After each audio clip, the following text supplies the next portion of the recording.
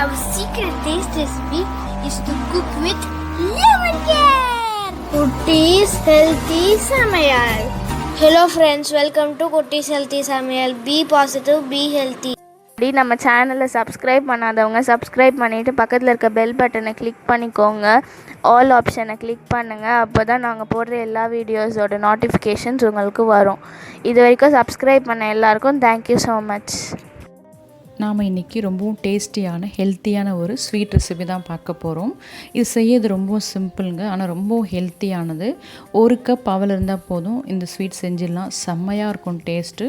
அதே போல் வாயில் வச்சா கரையிற அளவுக்கு அந்த அளவுக்கு சாஃப்டாக இருக்கும், ஜூஸியாக இருக்கும். வாங்க அது எப்படி செய்யுதுன்னு பார்த்துக்கலாம். இதுக்காக ஒரு கடாய் வச்சு ஒரு ஸ்பூன் அளவுக்கு நெய் ஆட் பண்ணிக்கலாம். அதில் ஒரு கப் அளவுக்கு சிவப்பு அவல் எடுத்திருக்கேன். இந்த அவல் தான் நமக்கு டேஸ்டியாக இருக்கும்.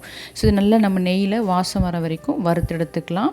நமக்கு வறுக்கும்போது தெரியும் அந்த கலர் சேஞ்ச் ஆகிறது. இந்த அளவுக்கு வறுத்தாச்சு. இதை ஒரு பிளேட்டில் கொட்டி ஆற வச்சுக்கலாம். அதே கடாயில் 1/2 கப் அளவுக்கு வறுத்த வேர்க்கடலை எடுத்துக்கிறேன்.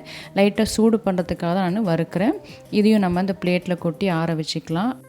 அடுத்ததாக 2 டேபிள் ஸ்பூன் அளவுக்கு பொட்டுக்கடலை எடுத்துக்கிறேன். அதையும் நாம் வறுத்து ஆற வச்சுக்கலாம். எல்லாமே கலர் சேஞ்ச் ஆகாமல் வறுத்து ஆற வச்சுக்கணும். இது கூடவே 8 முந்திரி ஆட் பண்ணி வறுத்துக்கிறேன். நீங்கள் பாதாம் கூட ஆட் பண்ணிக்கலாம், இல்லை முந்திரி பாதாமோட அளவு கூட நீங்கள் இன்க்ரீஸ் பண்ணிக்கலாம். இது கூடவே 2 ஏலக்காவும் ஆட் பண்ணி வறுத்து ஆற வச்சுக்கலாம்.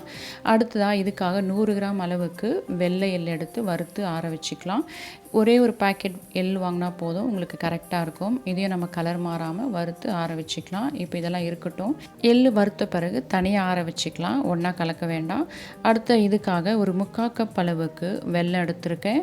இது ஸ்வீட்னஸ் பார்த்திங்கன்னா கொஞ்சம் மீடியமாக தான் இருக்கும். உங்களுக்கு நிறைய ஸ்வீட்னஸ் வேணும், 1 கப் அளவுக்கு நீங்கள் ஆட் பண்ணிக்கலாம். இது கூட 1/2 கப் அளவுக்கு தண்ணி ஆட் பண்ணி நம்ம கொதிக்க வச்சு வடிகட்டிக்க போகிறோம். இப்போ கொதிக்க வச்சு நான் அதே பேனில் வடிகட்டிக்கிறேன். இதுக்கு பாகு பதம் வேண்டாம், ஜஸ்ட் கொஞ்சம் திக்கான போதும். இது இருக்கட்டும். அதுக்குள்ளே நாம் மிக்ஸி ஜாரில் எல்லாத்தையும் ஆட் பண்ணி நம்ம நல்லா நைஸாக அரைச்சி எடுத்துக்கலாம். இந்த அளவுக்கு நமக்கு கொஞ்சம் கொரகொரப்பாக தான் கிடைக்கும். அரைச்சாச்சு.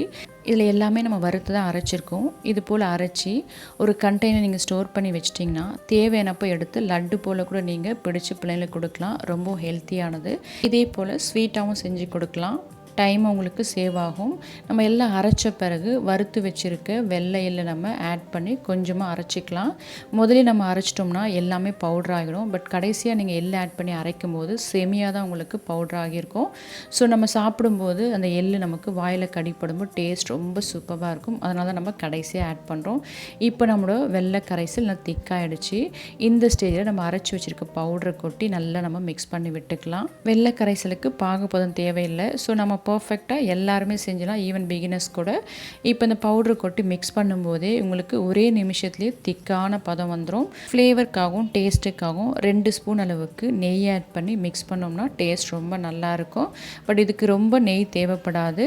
இது நல்லா நீங்கள் இப்படி மிக்ஸ் கொடுக்கும்போது 2 நிமிஷத்தில் நமக்கு அந்த பதம் வந்துடும், பேனில் ஒட்டாமல் வந்துடும். இப்போ நம்ம இதை நெய் தடவின பிளேட்டில் அப்படியே ட்ரான்ஸ்ஃபர் பண்ணிக்கலாம்.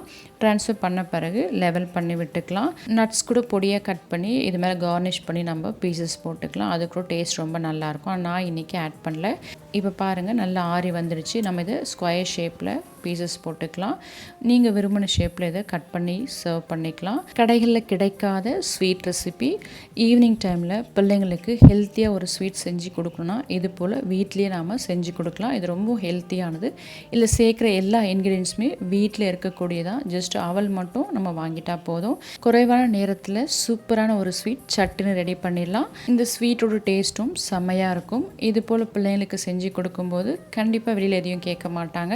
ஸோ நீங்களும் ட்ரை பண்ணி பாருங்கள். ட்ரை பண்ணிட்டு உங்கள் டேஸ்ட், உங்கள் எக்ஸ்பீரியன்ஸ் எங்களுக்கு கமெண்ட் பண்ணுங்கள். மறக்காமல் லைக் பண்ணுங்கள். ஃப்ரெண்ட்ஸ் அண்ட் ஃபேமிலிக்கு ஷேர் பண்ணுங்கள். தொடர்ந்து சப்போர்ட் பண்ணுங்கள். தேங்க்யூ. Yummy tasty. நீங்களும் ட்ரை பண்ணுங்கள், என்ஜாய் பண்ணுங்கள், ஹெல்த்தியாக இருங்க.